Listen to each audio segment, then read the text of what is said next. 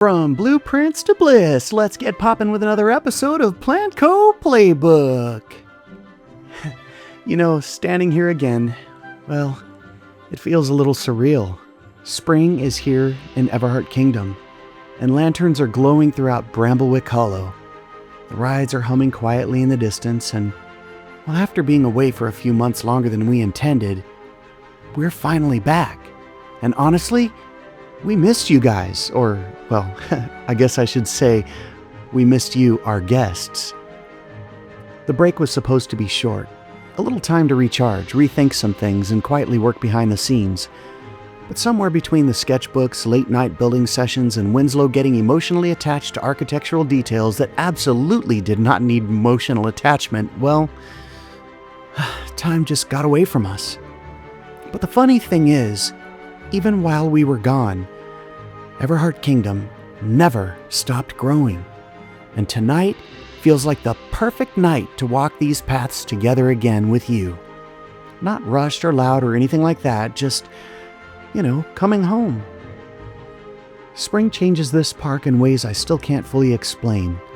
The western cliffs are brighter. Expedition Delta feels quieter, almost ancient under the springtime sun. And Bramblewick Hollow, well, my favorite, Bramblewick turns into something else entirely. This place already felt like stepping into a story before the season arrived. Now it feels like stepping into a memory. And while we were away, Bramblewick Hollow changed more than any other land in the kingdom. We didn't plan it that way. It's just that Winslow couldn't help himself. The man has been absolutely obsessed with trains lately. And not normal train enthusiasm either.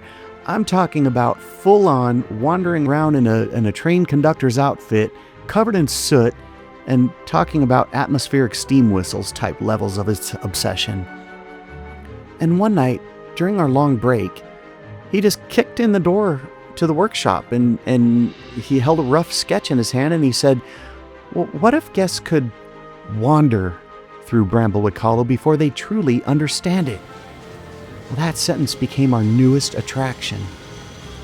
A small scenic rail experience winding right through the hollow itself. Not fast or massive or fancy, more like magical.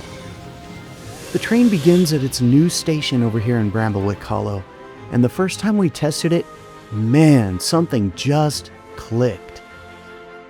The steam drifted upward, the wheels turned and clattered along the tracks, echoing through the hollow, while Tillywhim's Twirl just spins gently nearby. It felt like Everheart Kingdom finally exhaled after holding its breath. Now, naturally, of course, because this is Winslow we're talking about, the train couldn't just tour the land. Nah, it needed what he called narrative intrigue, which is apparently a fancy way of saying, let's casually drive guests directly past active construction zones and mythical creatures. Classic Winslow behavior. Now, as the train winds deeper into Bramblewick Hollow, guests began passing the future site of the Enchanted Caverns attraction. Construction walls rise along the mountain pathways. Lantern-lit scaffolding disappears into stone. Equipment sits like the workers just stepped away moments ago. And if guests look carefully through the gaps in the rockwork, they'll start noticing strange crystal formations buried within the mountain itself. Subtle little hints, whispers of what's coming to the Enchanted Caverns. Winslow wanted the train to feel like guests are accidentally stumbling across a secret too early, as if the hollow itself is trying to reveal the next chapter before we're ready. And the thing is, it works way too well at night, especially in the spring. But then the train rounds the waterfall bend, and that's where things get wonderfully ridiculous, because hidden behind the waterfall, inside a rocky cavern glowing faintly with warm amber light, is a sleeping dragon. Yeah, an actual dragon, curled up around a treasure chest like it's been guarding it for 500 years and just needed a quick nap before returning to dragon business. The waterfall crashes around the cave entrance while the train quietly glides past, guests just holding their breath, hoping the dragon doesn't wake up. This scene is just enough to make everybody on the train collectively go, yo, check that out. That's exactly the reaction Winslow wanted, of course. Now, overlooking that entire waterfall scene sits one of my favorite additions we built during the break, Olive Tree Corner. And man, this place became special fast. Winslow says every great fantasy area needs one quiet place where guests can simply exist for a while. No urgency or noise or worries of the day, just warmth. So we built a restaurant perched near the waterfall with huge open views across Bramblewick Hollow. At the center of the dining space stands this massive olive tree stretching upward through glowing lantern light as guests eat while overlooking the waterfall, the Dragon Cavern, and the passing train. The atmosphere over here at night is absolutely unreal. You've got warm golden light, steam rising from food, the soft rumble of the train echoing outside, and Tillywhim's Twirl spinning in the distance like some kind of glowing storybook clock. It feels, well, not quite like a restaurant so much, and it feels more like a memory somebody forgot they had. You know, Winslow spent an entire evening sitting at one of the tables just quietly watching trains pass by. At one point, he looked at me and said, "This is the kind of place people remember 20 years later without understanding why." That's the entire philosophy of Everheart Kingdom. But we didn't stop there, because apparently Winslow decided Bramblewick Hollow deserved multiple dangerously cozy food locations, which brings us to Ye Old Pizza Pen. Yeah, that's the name Winslow genuinely fought for.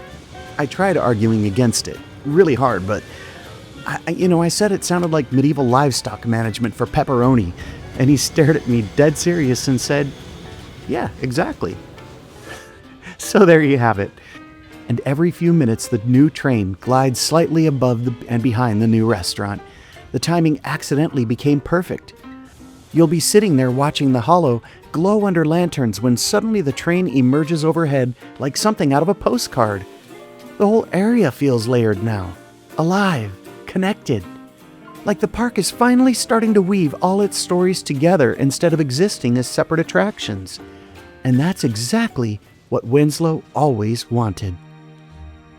But standing here tonight, with the breeze gently blowing through the trees and trains echoing softly through the hollow, it's hard not to feel emotional about just how much this place has grown. It hasn't grown just physically, but it's grown in sort of a genuine way, if that makes sense. You know, this kingdom started as nothing but sketches on my desk, daydreams. Little conversations between me and Winslow about what a park could feel like if every corner carried a feeling that our guests would never forget. Now, guests are riding trains through fantasy valleys, past sleeping dragons, on their way to pizza restaurants with names that sound questionably sane. And somehow, it all works. More than anything, though, it's good to be back with you, our guests. Everheart Kingdom kept growing while we were away. Stories kept unfolding, ideas kept evolving, and now we finally get to walk through it all together again.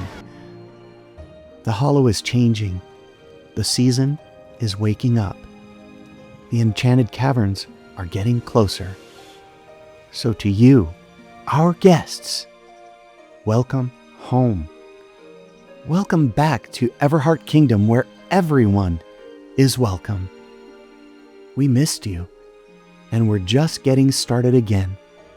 So join us for the journey, because we can't wait to have you here again in Everheart Kingdom. And as Winslow often says, and as of course I remind you in every video, always remember, build bigger, build bolder, and may your dreams become your reality. We'll see you all in the next episode of Plan Co Playbook.